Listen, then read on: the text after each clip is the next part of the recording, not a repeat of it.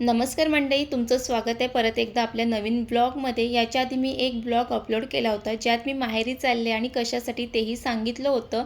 तो ब्लॉग पाहिला नसेल तर नक्की बघा। आणि आता तर थंबनेलवरून तुम्हाला कळलंच असेल, मी आहे माझ्या माहेरच्या अंगणात। आणि खरंच माहेरचं अंगण नेहमीच खास असतं, पण आजचा दिवस अजून स्पेशल आहे, कारण आमच्या घरातल्या गोडपरीचं बारसं आणि नामकरण आहे। आणि आजच्या ब्लॉगमध्ये तुम्हाला पाहायला मिळेल की आमच्या गोडपरीचं बारसं आणि नामकरण कसं केलं, हे सगळं तुम्हाला आजच्या ब्लॉगमध्ये पाहायला मिळेल। त्यामुळे आजचा ब्लॉग शेवटपर्यंत नक्की बघा। सर्वात आधी तर तुम्हाला बारसं आणि नामकरणासाठी केलेलं स्पेशल डेकोरेशन दाखवते। तुम्ही बघू शकतात किती सुंदर डेकोरेशन केलंय, अगदी जसं परीच्या डॅडींना हवं होतं तसं। याच्या आधीच्या ब्लॉगमध्ये मी तुम्हाला या डेकोरेशनची तयारी कशी चालू होती ते दाखवलेलं, आणि तेव्हाच सांगितलं होतं की याचा फायनल लुक तुम्हाला पुढच्या ब्लॉगमध्ये पाहायला मिळेल। तर हा बघा डेकोरेशनचा फायनल लुक, खरंच खूप छान डेकोरेशन केलंय। आणि यामध्ये आहे आमच्या गोडपरीचं सुंदर नाव, आणि ते काय आहे ते तुम्हाला पुढे जाऊन समजेलच, म्हणून पूर्ण ब्लॉग शेवटपर्यंत नक्की बघा। आणि तुम्हाला बारसं आणि नामकरणासाठी केलेलं हे स्पेशल डेकोरेशन कसं वाटलं हे नक्की कमेंट करून सांगा। आणि हे डेकोरेशन कसं केलं आणि हे डेकोरेशन करत असताना घरामध्ये कशा पद्धतीने तयारी चालू होती, हे सगळं जर तुम्हाला बघायचं असेल तर ह्याचासुद्धा ब्लॉग आपल्या चॅनलवर आहे, तिथे जाऊन तुम्ही नक्की बघू शकतात, किंवा मी डिस्क्रिप्शन बॉक्समध्ये त्याची लिंक टाकणारच आहे, तिथे सुद्धा पाहू शकतात। त्यानंतर तुम्हाला आमच्या घरचे दोन्ही जावई दाखवते। हे आहेत मोठे जावई आणि हे आहेत लहान जावई। आणि तुम्ही बघू शकतात मध्ये एक चेअर रिकामी आहे, कारण लवकरच तिसरे जावई सुद्धा येणार आहेत। बारसं आणि नामकरण सुरू व्हायला अजून थोडा वेळ होता, म्हणून आम्ही सगळे अंगणात बसून गप्पा गोष्टी करत होतो। आणि इथे तुम्ही पाहू शकतात की जावयांच्या चेहऱ्यावरती किती आनंद दिसतोय।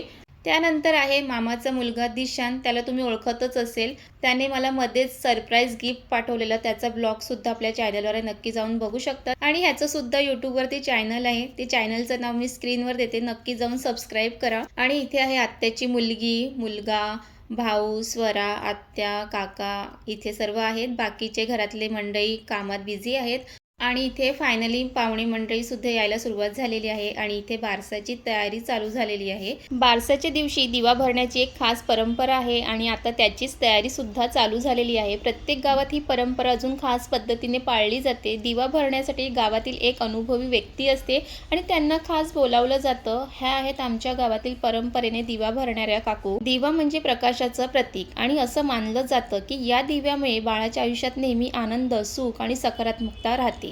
म्हणूनच हा दिवा खूप प्रेमाने आणि श्रद्धेने भरला जातो। एक सुंदर प्रार्थना म्हणून बाळाच्या आयुष्यातील अडचणी आणि संकट दूर व्हावीत, आणि त्याच्या आयुष्यात नेहमी आनंद, यश आणि समाधानाचा प्रकाश राहावा। म्हणूनच बारसाच्या दिवशी दिवा भरणं ही केवळ परंपरा नसून बाळाच्या उज्ज्वल भविष्याची एक सुंदर सुरुवात मानली जाते। खरंच आपल्या गावाकडच्या अशा परंपरा खूप सुंदर असतात, आणि त्या जपायला खूप छान वाटतं। आणि इथे पाहू शकतात की एक सुंदर कलश असा तयार केलेला आहे। कलश आहे, त्यावरती आंब्याची पानं, नारळ असं ठेवून एक कलश तयार केलेला आहे, आणि बाजूला दिवासुद्धा भरलेला आहे। आणि त्या पूजेमध्ये लागणारे सगळं फुलं वगैरे सर्व व्यवस्थित अशी मांडणी करून घेतलेली आहे। आणि आधीच्या ब्लॉगमध्ये मी सांगितलेलं की हा खास डेकोरेशन का करण्यात आलं होतं, तर हे दिवा भरण्यासाठी हा खास डेकोरेशन करण्यात आलं होतं। बारसाच्या वेळी पलंगाखाली दिवा का भरला जातो, आणि त्या पलंगावर आई आणि बाळालाच का बसवलं जातं, यामागे एक सुंदर परंपरा आहे। पलंगाखाली लावलेला दिवा हा संरक्षणाचं प्रतीक मानला जातो। असं मानलं जाते की या दिव्यामुळे बाळ आणि आईभोवती सकारात्मक ऊर्जा राहते, आणि कोणत्याही वाईट शक्ती त्यांच्यापासून दूर राहतात। आणि त्यानंतर घरातील प्रत्येकाने पूजा करून घेतली, आणि त्यासोबतच आई आणि बाळाची सुद्धा आरती करून घेतली, कारण हा दिवस त्यांच्यासाठी खूप खास असतं। आणि आईलाही या नव्या प्रवासासाठी आशीर्वाद म्हणून त्यांना एक विशेष जागा दिली जाते, जिथे सगळ्यांचं लक्ष त्यांच्यावर असतं, आणि त्यांना भरभरून प्रेम आणि आशीर्वाद मिळतं। खरंच आपल्या प्रत्येक परंपरेमागे किती सुंदर अर्थ लपलेलं असतं।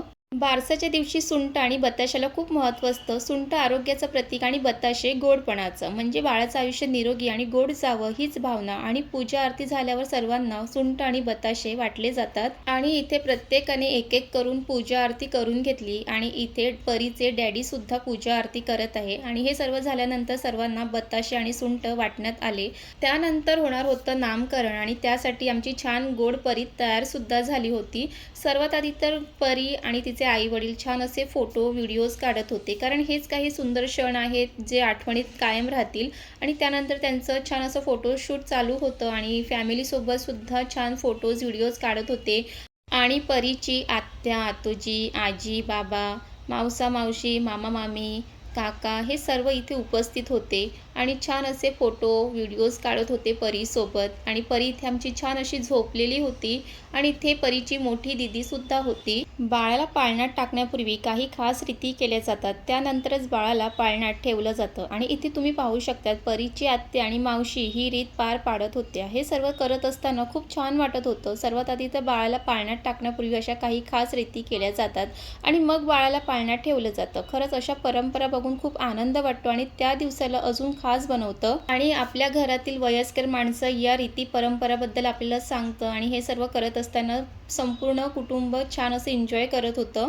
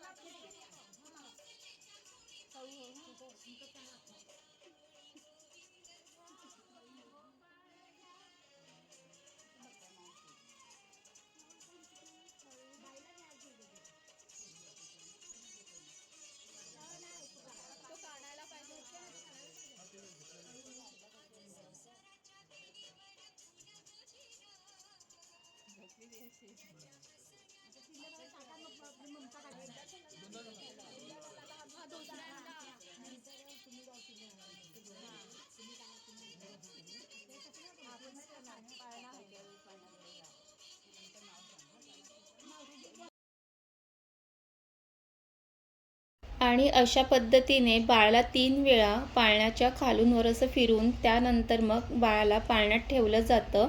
आणि बाळाला पाळण्यात ठेवल्यानंतर मग पाळणं हळूहळू असं हलवलं जातं.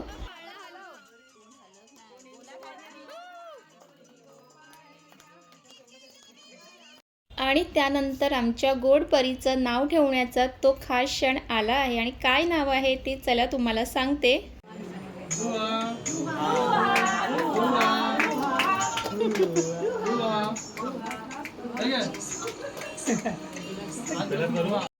आणि आजपासून आमच्या गोड परीला रुहा असं नाव भेटलं आहे. हा क्षण आमच्यासाठी खूप खास आहे. सर्व कुटुंब सदस्य तिच्या आजूबाजूला आहेत आणि तिच्या सुंदर आयुष्यासाठी प्रेम आणि आशीर्वाद देत आहेत. देवा तिचं आयुष्य नेहमी सुखी, आरोग्यदायी आणि आनंदाने भरलेलं राहो. खरंच नाव ठेवण्याचा हा क्षण खूप सुंदर आणि अविस्मरणीय आहे.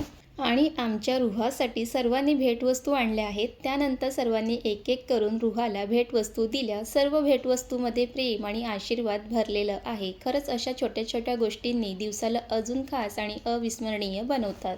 आणि त्यानंतर रुहासोबत सगळ्यांनी फोटो, व्हिडिओ काढले आणि मी सुद्धा भरपूर फोटो आणि व्हिडिओ काढलेले आहेत. ते मी तुमच्यासोबत नक्कीच शेअर करणार आहे. आणि त्यानंतर रुहाचे पण भरपूर फोटो आणि व्हिडिओ काढलेले आहेत, कारण ती सुद्धा मोठी झाल्यानंतर तिचे सुद्धा ती लहानपणीचे फोटो, व्हिडिओ बघेल तर तिलाही खूपच आनंद होईल. आणि त्यानंतर तिच्या आई-वडिलांसोबत सुद्धा भरपूर फोटो आणि व्हिडिओ काढले. आणि खरंच असे काही क्षण असतात ते नेहमीच आपल्याला जपून ठेवलेच पाहिजे. लहान मुलाचे लहानपण खूप खास असते. आपण जेव्हा बाळाचे बालपण अनुभवतो, तेव्हा त्यातील प्रत्येक छोटासा क्षण आपल्या आठवणीत कोरला जातो. खरंच लहानपण फार पटकन जातं आणि मग फक्त त्या आठवणी आपल्या मनात राहतात.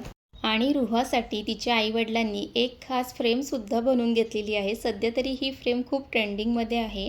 आणि या फ्रेममध्ये रुहाचा फर्स्ट डेचा फोटो, तिच्या पायाचे छापे, date of birth, hospital name हे असं सगळं काही खास आठवणी सगळं एकत्र ठेवण्यात आलेलं आहे. आणि हे सर्व झाल्यानंतर मग जेवणाची वेळ झाली. सर्वांनी छान जेवण झालं आणि अशा पद्धतीने आमच्या रुहाचा बारसा आणि नामकरणाचा कार्यक्रम झाला. आणि तुम्हाला आमच्या गोड परीचं नाव कसं वाटलं हे नक्की कमेंट करून सांगा. आणि आमच्या रुहाचा बारसा आणि नामकरणाचा हा ब्लॉग आवडला असेल तर लाईक करा, कमेंट करा, शेअर करा आणि तुमचे भरपूर आशीर्वाद आमच्या रुहाच्या पाठीशी असू द्या. आणि पुन्हा भेटू एक नवीन ब्लॉगसोबत. Bye bye.